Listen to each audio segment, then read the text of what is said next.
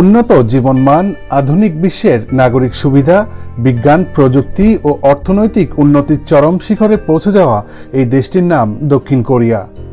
দেশটির উত্তরে উত্তর কোরিয়া, পূর্বে জাপান সাগর, দক্ষিণে ও দক্ষিণ পূর্বে কোরিয়া প্রণালী, যা জাপান দেশ থেকে দক্ষিণ কোরিয়া দেশটিকে পৃথক করেছে। সিউল নামের এই শহরটি হচ্ছে দক্ষিণ কোরিয়ার বৃহত্তম শহর ও রাজধানী। গুগল বলছে দেশটির জনসংখ্যা প্রায় 5,10,00,000। চীন ও জাপানের পরে দক্ষিণ কোরিয়া এশিয়ার তৃতীয় বৃহত্তম এবং বিশ্বের সপ্তম বৃহত্তম রপ্তানিকারক দেশ। কম্পিউটার, ফোন এবং অন্যান্য ইলেকট্রনিক্স পণ্য রপ্তানিতে কোরিয়া প্রতিনিয়ত ভালো করছে। বর্তমানে জাহাজ নির্মাণে বিশ্বের নেতৃত্ব দিচ্ছে কোরিয়া।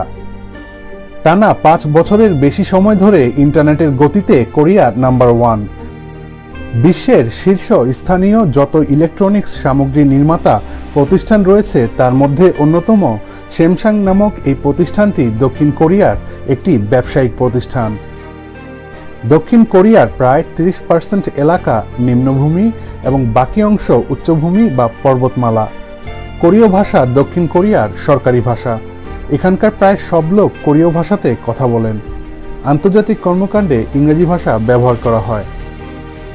দক্ষিণ কোরিয়ার ধর্ম মূলত 2015 সালে জাতীয় শুমারি অনুযায়ী 56.1% মানুষ ধর্মে বিশ্বাস করেন না, আর বাকিরা খ্রিস্টান, বৌদ্ধ এবং অন্যান্য ধর্মের অনুসারী।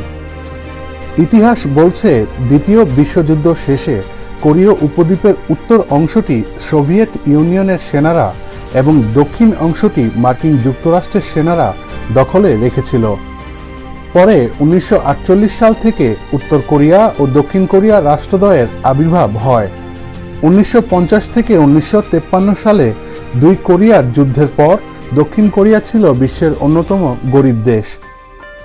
যুদ্ধের পরে ধ্বংসপ্রায় দক্ষিণ কোরিয়া 1990 সালে এসে বিশ্বের সবচেয়ে বড় অর্থনীতিগুলির একটিতে পরিণত হয়। এত দ্রুত সময়ে অন্য কোনো দেশ এত বেশি উন্নত হতে পারেনি বলেই উন্নয়নশীল দেশগুলোর জন্য দক্ষিণ কোরিয়া একটি মডেল, আর তাই দক্ষিণ কোরিয়াকে টাইগার অর্থনীতির দেশ বলা হয়।